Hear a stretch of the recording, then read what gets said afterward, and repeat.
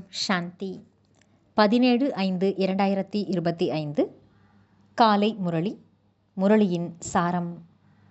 பாபா சொல்கிறார், இனிமையான குழந்தைகளே, நான் மலர் ஆகியுள்ளேனா? தேக அகங்காரத்தினால் முள்ளாக இருக்கவில்லை தானே என்று தன்னைத்தானே பார்த்து கொள்ளுங்கள். தந்தை உங்களை முள்ளிலிருந்து மலராக்குவதற்காக வந்துள்ளார். கேள்வி: எந்த நம்பிக்கையின் ஆதாரத்தில் தந்தையிடம் நீங்காத துண்டிக்கப்படாத அன்பை வைக்க முடியும்? பதில்: முதலில் தன்னை ஆத்மா என்று நிச்சயப்படுத்திக் கொண்டீர்கள் என்றால் பிறகு தந்தையிடம் அன்பாக இருப்பீர்கள்.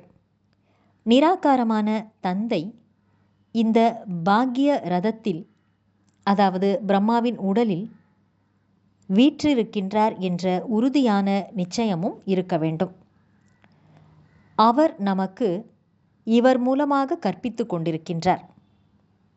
இந்த நிச்சயம் நீங்கிவிட்டது என்றால் அன்பும் குறைந்து விடுகிறது. ஓம் சாந்தி. முள்ளிலிருந்து மலர் ஆக்கக்கூடிய பகவானுடைய மகா வாக்கியம், அதாவது தோட்டக்காரரின் மகா வாக்கியம். நாம் இங்கே முள்ளிலிருந்து மலர் ஆவதற்காக வந்துள்ளோம் என்று குழந்தைகள் அறிவார்கள். முன்னர் நாம் முள்ளாக இருந்தோம், இப்போது மலராக ஆகிக் கொண்டிருக்கின்றோம் என்று ஒவ்வொருவரும் அறிவார்கள். பத்தீத்த பாவனரே வாருங்கள் என்று தந்தையின் மகிமையை அனைவரும் பாடுகிறார்கள். அவர் படகோட்டி, தோட்டக்காரர், பாபகடேஸ்வரர், பாவங்களை போக்குபவர் ஆவார். பல பெயர்களை சொல்கிறார்கள். ஆனால் உருவம் அனைத்து இடங்களிலும் ஒன்றாகத்தான் உள்ளது. ஞானக்கடல், சுகக்கடல் என்றெல்லாம் அவருடைய மகிமைகளை கூட பாடுகின்றனர். நாம் அந்த ஒரு தந்தையின் அருகில் அமர்ந்திருக்கிறோம் என்று இப்போது நீங்கள் அறிவீர்கள். முள்ளாக இருக்கக்கூடிய மனிதரிலிருந்து இப்போது நாம் மலர் போன்ற தேவதைகளாக ஆவதற்காக வந்துள்ளோம். இது லட்சியம், குறிக்கோள் ஆகும். இப்போது ஒவ்வொருவரும் தன் மனதிற்குள் பார்த்து கொள்ள வேண்டும், எனக்குள் தெய்வீக குணங்கள் உள்ளனவா? நான் அனைத்து குணங்களிலும் நிறைந்தவனாக இருக்கிறேனா? முன்னர் தேவதைகளின் மகிமைகளை பாடிக்கொண்டிருந்தார்கள். தம்மை முள்ளாக நினைத்து கொண்டிருந்தார்கள். நாங்கள் தெய்வீக குணங்கள் இன்றி தோல்வி அடைந்தவர்கள், எந்த நற்குணமும் எங்களிடம் இல்லை என்று பாடினார்கள். ஏனென்றால் 5 விகாரங்கள் உள்ளன. தேக அபிமானமும் கூட மிகவும் கடினமான அபிமானமாகும். தன்னை ஆத்மா என்று புரிந்து கொண்டால் தந்தையிடமும் மிகவும் அன்பு இருக்கும். நிராகாரமான தந்தை இந்த சரீரத்தில் வீற்றிருக்கிறார் என்று இப்போது நீங்கள் அறிவீர்கள். இதை நிச்சயப்படுத்தி கொண்டிருந்தாலும் கூட பிறகு அந்த நிச்சயம், அதாவது நம்பிக்கை உடைந்து போய்விடுகிறது. நாம் சிவபாபாவிடம் வந்திருக்கிறோம் என்று நீங்கள் சொல்லவும் செய்கிறீர்கள். அவர் இந்த பாக்கியசாலி ரதமாகிய பிரஜாபிதா பிரம்மாவின் உடலில் இருக்கின்றார். ஆத்மாக்களாகிய நம் அனைவரின் தந்தை ஒரு சிவபாபா ஆவார். அவர் இந்த ரதத்தில் வீற்றிருக்கின்றார். முற்றிலும் உறுதியாக இந்த நம்பிக்கை இருக்க வேண்டும். இதில்தான் மாயை சந்தேகத்தை ஏற்படுத்துகிறது. ஒரு கன்யா தன் கணவருடன் திருமணம் ஆகும்போது அவரிடமிருந்து மிகவும் சுகம் கிடைக்கும் என்று புரிந்து கொள்கிறாள். ஆனால் என்ன சுகம் கிடைக்கிறது? சென்று சட்டென தூய்மையை இழந்து விடுகிறாள். குமாரியாக இருக்கும்போது தாய், தந்தை முதலான அனைவரும் அவளுக்கு தலை வணங்குகின்றனர். ஏனென்றால் தூய்மையாக இருக்கின்றாள். தூய்மையை இழக்கும்போது அனைவருக்கும் முன்பாக அவள் சென்று தலையை வணங்க வேண்டியுள்ளது. இன்று அனைவரும் அவளுக்கு தலை வணங்குகின்றனர். நாளை தானே தலை வணங்க தொடங்கிவிடுகிறாள். இப்போது குழந்தைகளாகிய நீங்கள் சங்கம யுகத்தில் புருஷோத்தமர்களாக ஆகிக் கொண்டிருக்கிறீர்கள். நாளை எங்கே இருப்பீர்கள்? இங்கே இந்த வீடு, நாம் வாழும் உலகம் என்னவாக உள்ளது? எவ்வளவு அழுக்காகிவிட்டது! இது வேசியாலயம் என்றுதான் சொல்லப்படுகிறது. அனைவரும் விஷத்தின் மூலம் பிறக்கிறார்கள்.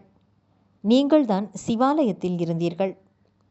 இன்றிலிருந்து 5000 ஆண்டுகளுக்கு முன்பு மிகவும் சுகம் மிக்கவர்களாக இருந்தீர்கள். துக்கத்தின் பெயர் அடையாளம் இருக்கவில்லை. இப்போது மீண்டும் இப்படி ஆவதற்காக வந்துள்ளீர்கள். மனிதர்களுக்கு சிவாலயத்தை பற்றி தெரியவே தெரியாது. ஸ்வர்க்கம் சிவாலயம் என்று சொல்லப்படுகிறது. சிவபாபா ஸ்வர்க்கத்தின் ஸ்தாபனையை செய்தார். பாபா என்று அனைவருமே அழைக்கிறார்கள். ஆனால் தந்தை எங்கே என்று கேட்டால் எங்கும் நிறைந்தவர் என்று சொல்லிவிடுகிறார்கள். நாய், பூனை, மீன், ஆமை இவற்றிலெல்லாம் இருப்பதாக சொல்லிவிடுகிறார்கள் எனும்போது எவ்வளவு வித்தியாசம் ஏற்பட்டுவிட்டது. நீங்கள் புருஷோத்தமர்களாக இருந்தீர்கள். பிறகு 84 பிறவிகளை எடுத்தெடுத்து நீங்கள் என்னவாக ஆகியுள்ளீர்கள் என்று தந்தை கேட்கிறார். நரகவாசிகள் ஆகியுள்ளீர்கள். ஆகையால் அனைவரும் ஓ பதீத பாவனா வாருங்கள் என்று பாடுகிறார்கள். இப்போது தந்தை தூய்மையாக ஆக்குவதற்காக வந்துள்ளார். இது இறுதி பிறவி. விஷத்தை அருந்துவதை விட்டுவிடுங்கள் என்று தந்தை சொல்கிறார். ஆனாலும் புரிந்து கொள்வதில்லை. தூய்மை அடையுங்கள் என்று அனைத்து ஆத்மாக்களின் தந்தை இப்போது கூறுகிறார். முதலில் ஆத்மாவுக்கு அந்த பாபா நினைவுக்கு வருகிறார், சிவபாபா. பிறகு இந்த பிரம்மா பாபா. நிராகாரத்தில் அந்த பாபா, பிறகு சாக்கார ரூபத்தில் இந்த பிரம்மா பாபா. பரமாத்மா வந்து இந்த தூய்மையற்ற ஆத்மாக்களுக்கு புரிய வைக்கின்றார். நல்லது. தாரணைக்கான முக்கியமான சாரம். 1. அதிகாலை அமிர்த வேளையில் எழுந்து தந்தையிடம் இனிமையிலும் இனிமையாக பேச வேண்டும். அசரீரி ஆவதற்கான பயிற்சி செய்ய வேண்டும். கவனம் இருக்க வேண்டும். தந்தையின் நினைவை தவிர வேறெந்த நினைவும் வரக்கூடாது என்பதிலே. 2. தனது திருஷ்டியை மிகவும் சுத்தமாக தூய்மையாக ஆக்கிக்கொள்ள வேண்டும். தெய்வீக மலர்களின் தோட்டம் தயாராகி கொண்டிருக்கிறது என்பதால் மலர் ஆவதற்கான முழு முயற்சி செய்ய வேண்டும். வரதானம்: தனது சக்திசாலியான மனநிலையின் மூலம் மனதின் சேவைக்கான சான்றிதழை பெறக்கூடிய சுய பயிற்சியாளர், அதாவது தனக்குத்தானே பயிற்றுவிப்பவர் ஆகுக. விளக்கம்: உலகத்திற்கு லைட் மற்றும் மைட்டின், அதாவது ஒளி மற்றும் சக்தியினை கொடுப்பதற்காக அமிர்த வேளை நேரத்தில் நினைவில் சுயத்தின் பயிற்சியின் மூலம் சக்தி நிறைந்த வாயு மண்டலத்தை உருவாக்குங்கள். அப்பொழுதுதான் மனதின் சேவைக்கான சான்றிதழை பெற முடியும். கடைசி நேரத்தில் மனதின் மூலம்தான் பார்வையின் மூலம் திருப்திப்படுத்தக்கூடிய, தனது உள்ளுணர்வின் மூலம் மற்றவர்களின் உள்ளுணர்வை மாற்றுவதற்கான சேவையை செய்ய வேண்டும். தன்னுடைய சிரேஷ்டமான நினைவின் மூலம் அனைவரையும் சக்திசாலியாக மாற்ற வேண்டும். அப்படிப்பட்ட லைட் மற்றும் மைட் தருவதற்கான பயிற்சி செய்யும் பொழுதுதான் தடையற்ற வாயுமண்டலம் உருவாகும். மேலும் இந்த கோட்டையும் உறுதியாகிவிடும். ஸ்லோகன்: மனம், சொல், செயல் என்ற 3 விதமான சேவையை ஒன்றாக இணைந்து செய்யக்கூடியவர்தான் புத்திசாலிகள் ஆவார்கள். நல்லது. இனிமையிலும் இனிமையான, வெகு காலம் கழித்து காணாமல் போய் மீண்டும் தேடி கண்டெடுக்கப்பட்டுள்ள செல்லமான குழந்தைகளுக்கு தாயும் தந்தையுமான பாப்தாதாவின் அன்பான நினைவுகள் மற்றும் காலை வணக்கம். ஆன்மீக குழந்தைகளுக்கு ஆன்மீக தந்தையின் நமஸ்காரம். ஆன்மீக தந்தைக்கு ஆன்மீக குழந்தைகளின் நமஸ்காரம். அவ்யக்த சமிக்கை: ஆன்மீக ராயல் தன்மை மற்றும் தூய்மையின் தனித்தன்மையையும் தாரணை செய்யுங்கள். ஒரு வினாடியில் முக்தி மற்றும் ஜீவன் முக்தியின் ஆஸ்தியை அடைவதற்காக வாருங்கள் என்று எப்படி பிறருக்கு சவால் விடுகிறீர்களோ, அதை நடைமுறையில் கொண்டு வருவதற்காக சுய மாற்றத்திற்கான வேகத்தை ஒரு நொடியில் அடைந்து விட்டீர்களா? சுய மாற்றத்தின் மூலம் மற்றவர்களையும் மாற்றம் செய்ய வேண்டும். பிரம்மா குமாரர் என்றால் உள்ளுணர்வு, பார்வை, செயல் மற்றும் பேச்சில் மாற்றம்.